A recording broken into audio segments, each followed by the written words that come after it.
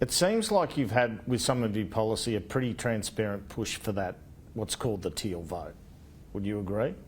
Look, I've been Premier for over 12 months, a little over 12 months, and in that time we've worked on a whole range of areas, new ideas, fresh way of thinking to provide opportunity and prosperity for the people of our state. Now, there are policies that you might say appeal to one demographic than another, but I govern for the entire state of New South Wales, from the city to the bush, from the eastern suburbs to the western suburbs.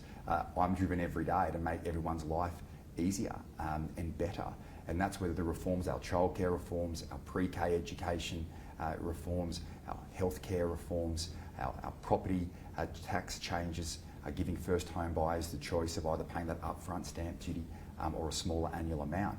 These are new ways of thinking that helps provide better opportunities for people right across our state, and that's what drives me.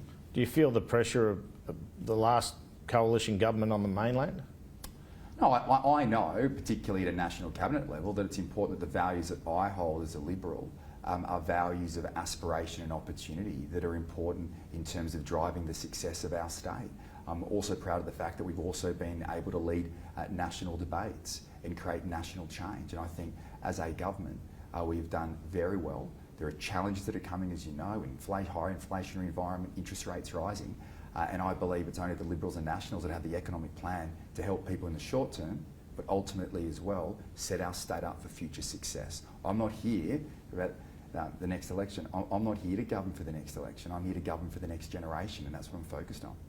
And just finally, you're a supporter of The Voice. Yep. Peter Dutton says there's not enough detail. He seems like he might oppose it, even if there's a free vote for the Liberals federally.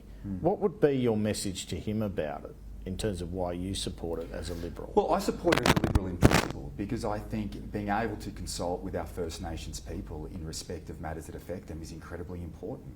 I also respect the fact that the Prime Minister has said that he's consulting and will undertake consultation with communities across New South Wales.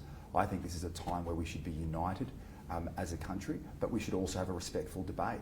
And have you have a respectful debate, and as Peter Dutton has raised concerns, he's completely right to do that, because details need to be provided, and by doing that we'll get to a good outcome. And that's, I think, a very important part of political life, and the opposition always has the responsibility to ask questions, raise issues. That shouldn't be seen as an attack.